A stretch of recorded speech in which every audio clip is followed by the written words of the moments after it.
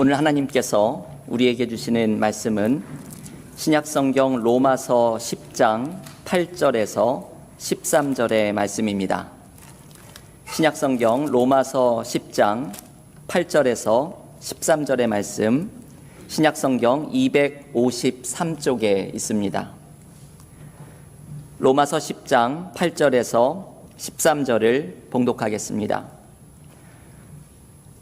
그러면 무엇을 말하느냐? 말씀이 내게 가까워 내 입에 있으며 내 마음에 있다 하였으니 곧 우리가 전파하는 믿음의 말씀이라. 내가 만일 내 입으로 예수를 주로 시인하며 또 하나님께서 그를 죽은 자 가운데서 살리신 것을 내 마음에 믿으면 구원을 받으리라. 사람이 마음으로 믿어 의에 이르고 입으로 시인하여 구원에 이르느니라. 성경에 이르되 누구든지 그를 믿는 자는 부끄러움을 당하지 아니하리라 하니 유대인이나 헬라인이나 차별이 없음이라. 한 분이신 주께서 모든 사람의 주가 되사 그를 부르는 모든 사람에게 부요하시도다. 누구든지 주의 이름을 부르는 자는 구원을 받으리라. 아멘. 하나님의 말씀입니다. 오늘 로마서 묵상 11번째 시간입니다. 팬데믹 기간에 중단을 했던 로마서의 묵상을 우리가 다시 시작을 하는 이유는 복음을 통해서 우리의 신앙의 기초를 다시 세우고 창립 10주년을 맞은 우리 교회가 복음이라는 기초 위에 더욱더 든든하게 세워지는 은혜를 누리기 위함입니다. 오늘은 복음에 나타난 하나님의 부르심에 어떻게 응답할 수 있는지를 함께 묵상하려고 합니다. 복음에는 우리를 살리는 하나님의 부르심이 나타납니다. 하나님의 부르심의 내용을 잘 정리해 주는 것이 로마서 10장 13절의 말씀입니다. 누구든지 주의 이름을 부르는 자는 구원을 받으리라. 누구든지 예수의 이름을 부르는 자는 구원을 받을 것이라는 말씀입니다.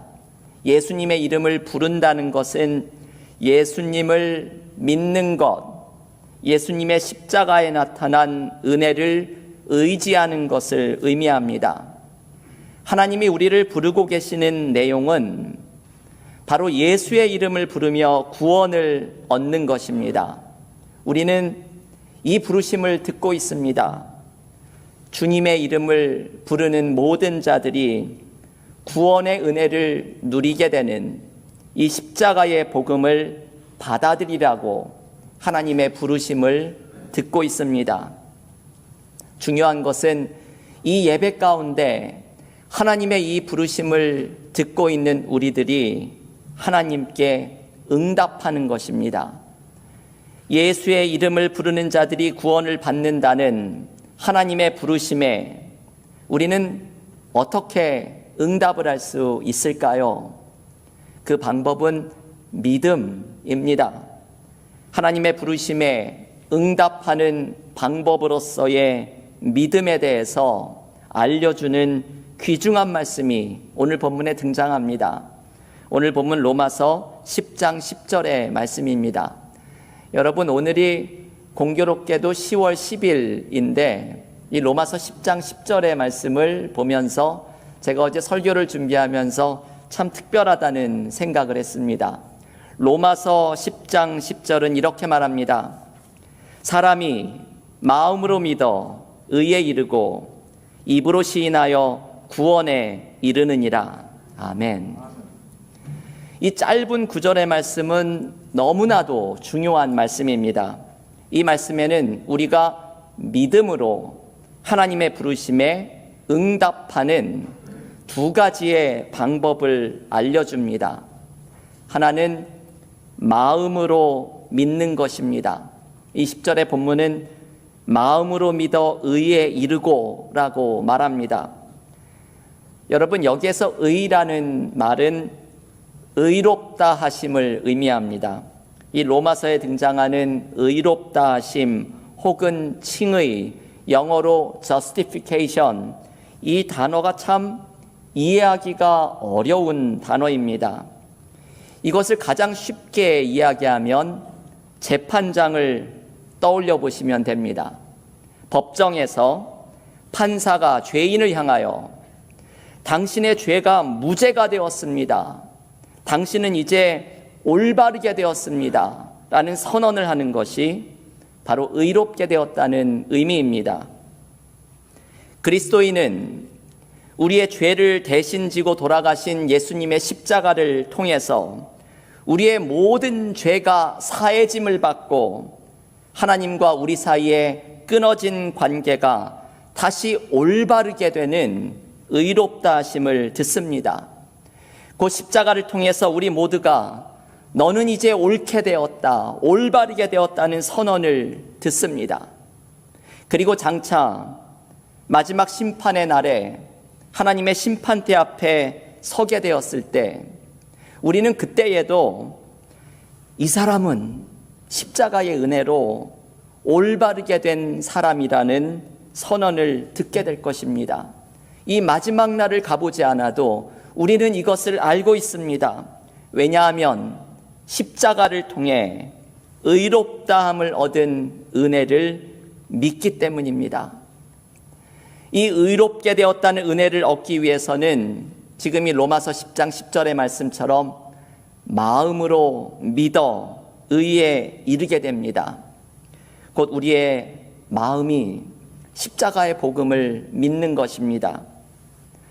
그런데 여러분, 우리는 마음이 믿음을 갖게 되는 것이 참 쉽지 않습니다. 마음은 너무나도 믿고 싶고 마음은 원이로되 우리의 마음에 이 강팍함과 고집스러운 우리의 마음에 믿음이 생기는 것이 쉽지 않습니다. 이 마음이 믿어지는 것은 성령께서 가능하게 해주십니다. 고린도전서 12장 3절에는 이런 말씀이 나옵니다. 성령으로 아니하고는 누구든지 예수를 주시라 할 수 없느니라.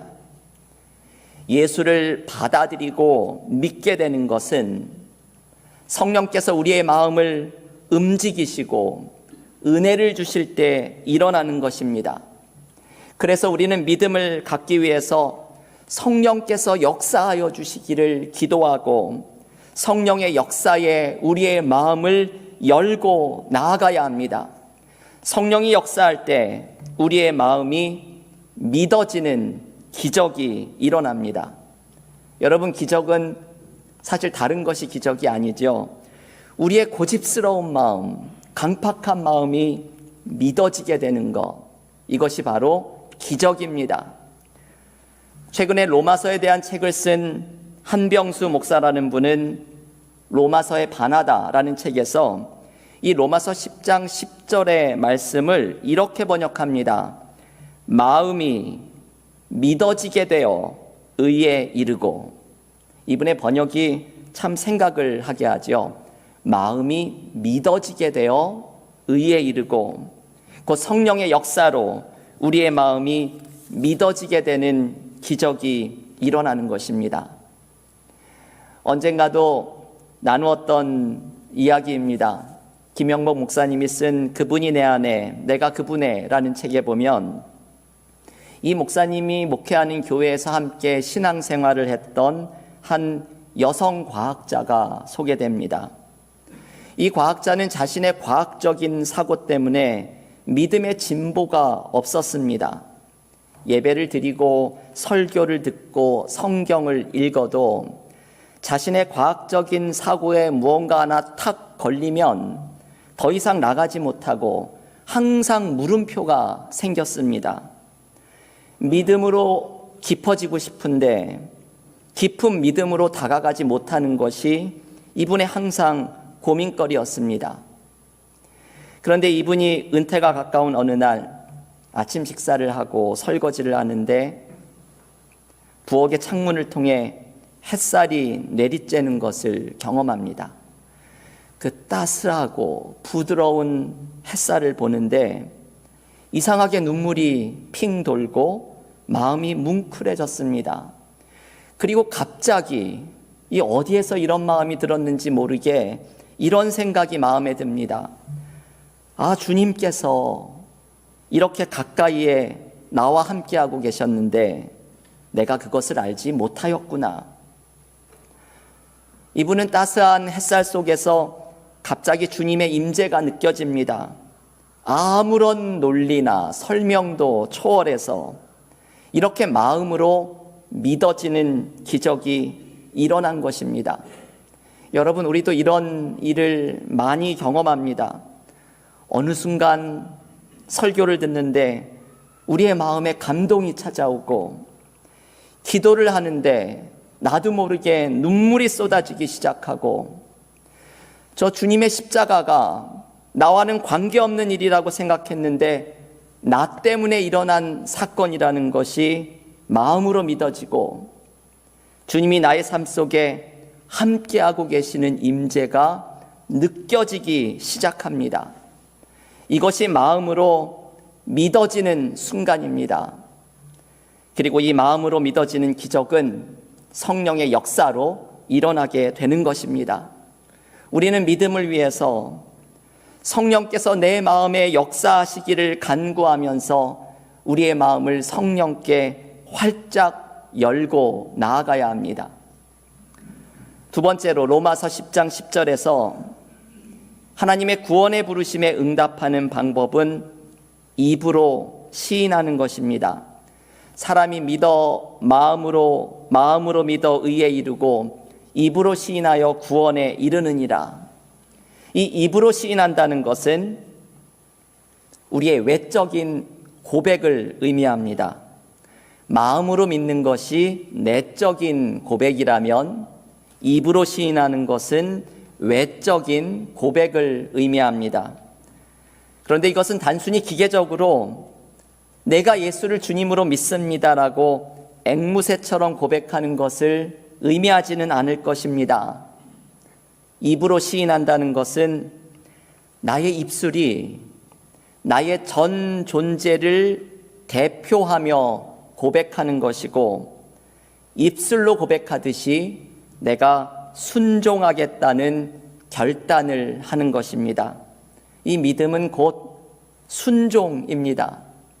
입으로 예수를 시인한다는 것은 내가 예수를 나의 주님으로 모시고 주님을 따르겠다는 순종을 고백하는 것입니다. 그래서 로마서 10장 9절은 입으로 시인한다는 의미를 예수를 주로 시인하는 것이라고 말합니다.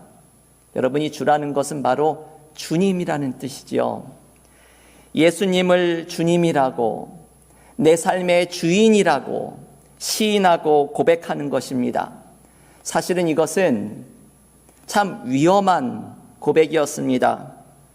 예수님 당시 1세기의 그리스도인들은 로마 제국의 박해를 받았던 이유가 당시에는 사람들이 로마의 황제를 주님이라고 부르고 있었기 때문입니다. 그리스도인들은 로마 황제가 주님이 아니라 예수가 나의 주님이라고 고백했던 사람들입니다. 우리도 세상에서 돈이 내 삶의 주인이 아니라, 성공과 명예가 내 삶의 주인이 아니라 예수가 주인이라고 고백합니다.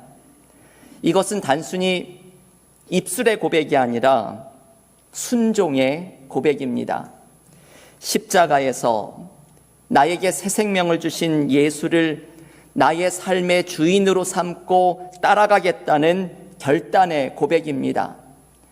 여러분, 우리는 예수를 주라고 시인하는 것이 순종의 고백이 되지 못하고 입술의 고백으로만 그칠 때가 얼마나 많이 있습니까?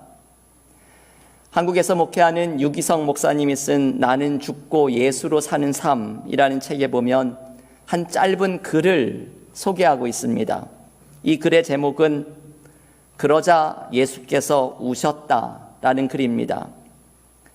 이 글은 예수님이 제자들을 데리고 산으로 올라가셔서 산상수훈을 가르치는 장면으로 시작을 합니다. 예수께서 마음이 가난한 사람은 행복하다, 하늘나라가 그들의 것이다. 온유한 사람은 행복하다. 옳은 일에 줄인 사람은 행복하다. 말씀하시면서 팔복의 말씀을 가르치십니다. 그러자 시몬 베드로가 이렇게 말합니다. 이 말씀을 예수님, 이 말씀이 참 좋은데 글로 적어놓고 싶습니다. 그러자 안드레가 말합니다. 이 말씀이 너무 좋은데 차라리 외워야 하지 않을까요? 그러자 야고보가 말합니다. 좋습니다. 우리가 이걸 외워서 서로 시험을 쳐봅시다. 그러자 빌립이 말합니다. 주님, 이 말씀을 더 자세히 알 수 있는 참고서적이 있을까요? 이런 대화가 오고 가면서 이 글의 마지막은 이렇게 마칩니다. 그러자 예수께서 우셨다.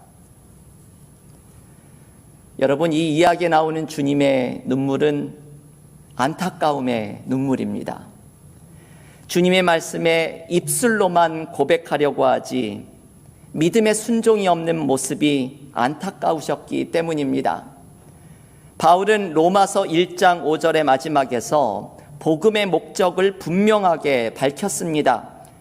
예수의 이름을 위하여 모든 이방인 중에 믿어 순종하게 하나니.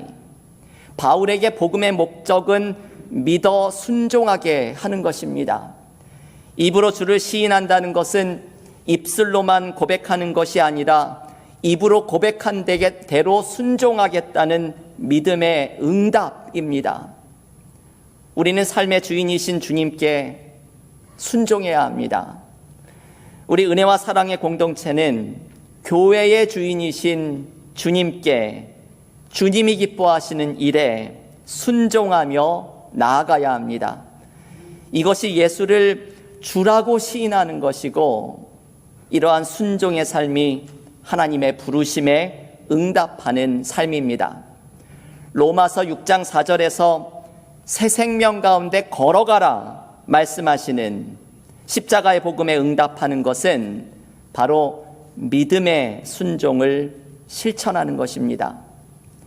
우리가 입으로 예수를 주라 고백하며 내 삶의 주인이신 예수께 순종하는 믿음으로 하나님의 부르심에 응답하는 그리스도인이 되기를 간절히 기원합니다.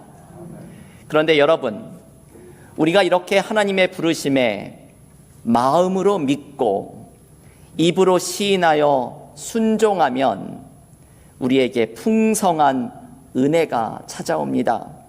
오늘 본문 로마서 10장 12절의 말씀을 한번 한 목소리로 읽어볼 텐데요. 주보 앞에도 있는 요절의 말씀, 로마서 10장 12절을 함께 읽겠습니다.